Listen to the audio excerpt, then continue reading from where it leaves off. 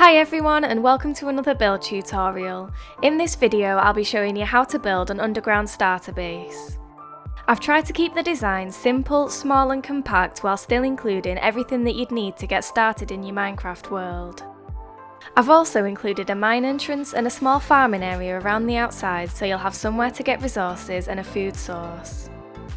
I really hope that you enjoy this video. Feel free to leave any other build requests that you'd like to see a tutorial for in the comments section below, and if you enjoy the video then please leave a like and consider subscribing if you aren't already. Here's the outline of the build. It's 4 blocks across on the sides with 1 block in each corner. At the front we have a small entry which is 3 blocks long on the sides and 4 blocks across at the front. I'm now going to replace this outline with spruce planks, so you'll have to dig down by 1 block and fill it in with the spruce planks, so that they're level with the grass surrounding them. After that, dig out all of the blocks inside the outline for the first layer. Then dig out all of the blocks inside the outline for the second layer, and this time also remove the dirt directly below the spruce planks, including the dirt below the corners of the entry, just like this. We're now going to do this again for the next 4 layers, so we'll have come down by 5 blocks below the spruce planks in total. Remember to remove the blocks directly below the spruce planks for each layer. Now, just in front of the entrance, in the first corner, dig across to the other side, so the entry is 3 blocks across on each side by 4 blocks wide. Here's where the first corner is that I mentioned. The front of the base should look like this at the moment. Now head into the gap, turn around and remove all of the blocks on this layer for the main part of the base, so the floor for the main room is 1 block lower than the floor for the entry. Here's what it should look like so far. You can see the entire spruce outline from underneath as we've removed the blocks directly below it, following the shape of the outline. The entry is 5 blocks below the spruce planks and the main room is 6 blocks below the spruce planks. After you've done that, head into the entry and remove the 2 middle blocks from the front wall going up to the top. Then repeat this on the next layer. So you should have a 2 block wide by 2 block deep gap going up to the surface. Now fill in the second layer with spruce planks going up to the top just like this. And after that add 2 sets of ladders on the spruce planks, and this will be how you get in and out of the base. Make sure that you don't remove any of the outline. If there isn't a gap above the ladders that you can climb out of, then you need to dig back further. So here's what the entry should look like so far. 3 blocks on the sides, 4 blocks wide and 1 block higher than the main room. And here's what the main room should look like. It follows the shape of the outline and is 1 block lower than the entry. Here it is from above so you can see all of the measurements. Remember, we removed the blocks directly below the outline, so make sure that you've done that and it should all add up. And here's what the outline should now look like with the ladder entry added. Now fill in the gap in the top between the spruce planks with glass so you don't fall in while we're building. After you've done that, come to the front and add spruce stairs as shown, so the stairs face away from the ladders and turn in at the sides. Then add a spruce slab in front of the end stairs with a stripped spruce log in front of these, placed on top of the spruce planks in the outline. After that, add a slab on top of the corner block, and then on the 4 block long section add a stripped spruce log on each side with 2 spruce slabs in the middle. On the next corner add another spruce slab, then repeat this pattern around the whole outline. If you don't have spruce, feel free to swap it for the wood type that you do have. Here's what the outside of the base should now look like with all of the added details. Head over to the ladders and replace the grass on either side with spruce planks, then add a couple of spruce slabs on top with spruce trapdoors in the middle on the back of the stairs that we added earlier. Now we can start work on the inside of the base, so head back down there using the ladders that we added. Don't forget to light it up as well. So, starting at the entrance, remove the blocks on either side of the ladders and replace them with stripped spruce logs. These will be 5 blocks high.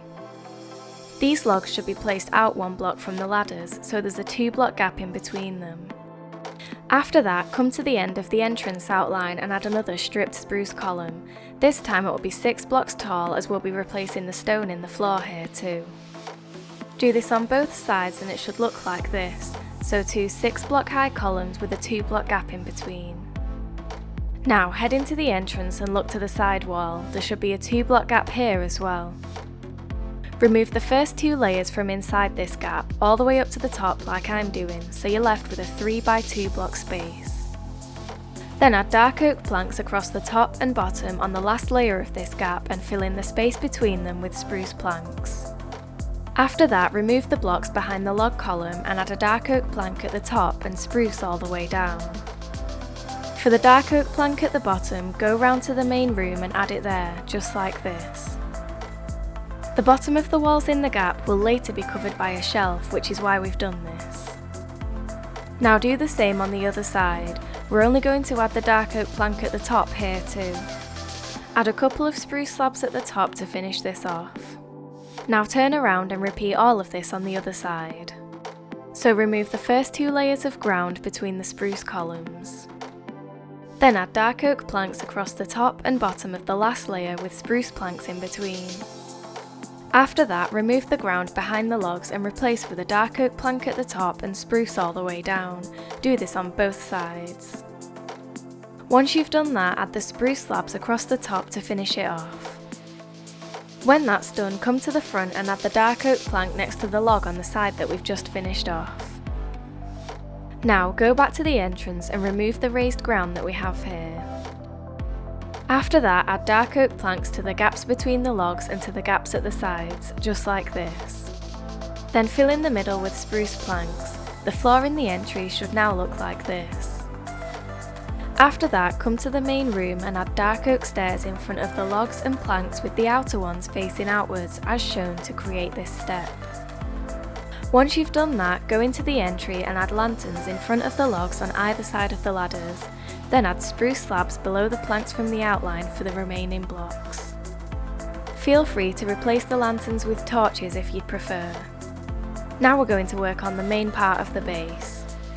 Starting on the left side as you look into the base, replace the dirt and stone on either side of the 4-block wide gap with stripped spruce logs. Then add lanterns hanging from the corner blocks of the roof outline. After you've done that, remove the first 2 layers of ground inside the 4-block gap, so you're left with a space that's 3 blocks across on the sides, 4 blocks wide and 6 blocks high.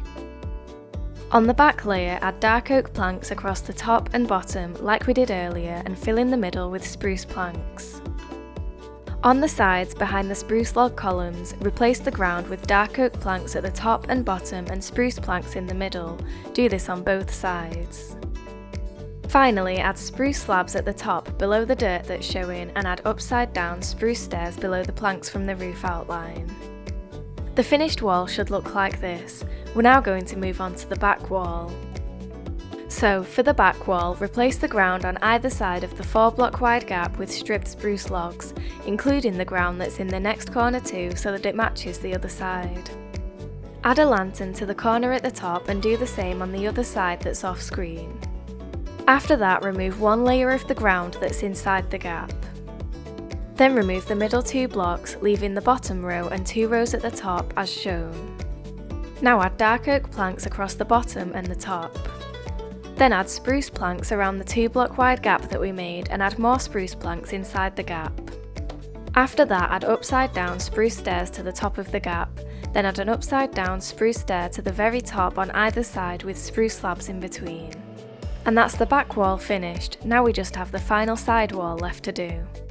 So on the last side wall, replace the ground in the remaining corner with stripped spruce logs. After that, remove 1 layer from the 4-block wide gap. Then remove the 2 middle blocks, leaving 2 rows at the top, so the gap is 4 blocks high. Now add dark oak planks at the bottom and the top, taking care not to cover the gap, and add spruce planks on either side between these with upside down spruce stairs in the middle. In the gap, add stone bricks in the floor between the dark oak planks. Then cover the dirt at the top with stone brick slabs and dig down at the bottom to make a couple of stairs. This will be the mine entrance. After that, remove the ground from behind the spruce planks and replace with stone bricks. These stone bricks should be in line with the first step. Then repeat on the other side. This side should be exactly the same as what we did opposite. I've then replaced the visible dirt in the walls with stone to make it look a bit neater, but this step is optional. Add some upside down stone brick stairs behind the slabs and more stone brick stairs on top of the steps that we dug out to finish it off. To make your mineshaft look nice and neat, you can repeat this pattern going all the way down. To light it up, I've just added a couple of torches to the walls. Here's what the mine entrance wall should look like so far. To finish this off, add an upside down spruce stair on each side at the top with spruce slabs in between. Now, for the floor, remove a 1-block border going around the room. Don't remove the ground in front of the stairs though. When you get to the left wall, dig out the ground between the logs. Here's what this border should look like so far. Now, remove those extra blocks between the left wall and fill in the border that we've just dug out with dark oak planks. I've added these borders for extra detail, but if you don't have dark oak and want to skip this, that's fine. You can also use different types of wood for the build if you'd prefer. Here's what the floor should look like so far. Now we need to replace the remaining blocks in the middle with spruce planks to finish this off. The easiest way to get a lot of spruce is by using 4 spruce saplings placed in a 2x2 square to grow one of the huge spruce trees. This is what the finished floor should look like. Now we can start on the interior. So, starting at the entrance, head to one of the gaps that we made. Make 2 shelves using dark oak slabs, making sure that they're placed on the top half of the block. Then add whatever crafting stations you need. I've used a crafting table, an anvil, a stone cutter and a grindstone here. Now turn around and add 1 shelf at the bottom using dark oak slabs to this gap. On top of this shelf, add your furnaces. I've used 2 furnaces, 1 smoker and 1 blast furnace. Then add a couple of dark oak slabs on top to finish it off. Now for the main room interior, we'll be starting with the left-hand wall. In the gap, add a row of dark oak slabs across the top half of the dark oak planks in the wall. Then we're just going to add stacked double chests on top of this shelf. You should be able to fit 8 double chests in total here, which is 4 on each side. The gap I left at the top means you shouldn't have any problems with opening these. Now we're going to do the back wall. Add 2 beds in front of the gap we made. These can be any colour. On either side of the beds, add an upside down dark oak stair to make a table. In line with the upside down spruce stairs, add an upside down dark oak stair on each side with dark oak slabs in between. Now, in the gap, add an armour stand with a couple of item frames. You can use this to store your backup gear. Add a couple of lanterns to the table and the shelf for extra lighting. Then add a painting at the top for extra decoration and colour. Finally, add a couple of flower pots with any flowers you like in them. Flower pots are a great way to add extra detail to your interiors. To finish this off, add a chest to the corner for extra storage. You could also replace this with an ender chest if you have one. Now, for the mine entrance, add a couple of spruce fence gates to the entry to make sure that no mobs can come up from the mines and get into your house. Then add some barrels on either side for storage. Place them facing in different directions for some extra detail. Once that's done, turn to face the entrance and make plants on either side of the stairs using a composter and 2 leaf blocks. This is just to add some extra colour and life to the build. And that's the interior of the underground starter base completed. Now we just have to add the finishing details to the top surrounding the glass roof. So head up to the top using the ladders and we'll get started on the final details. Head over to the entrance where the ladders are and add a stripped spruce wood on either side of the spruce slabs. On top of these, add 2 spruce fences on either side. On top of the fence, add a spruce stair with an upside down stair behind it as shown.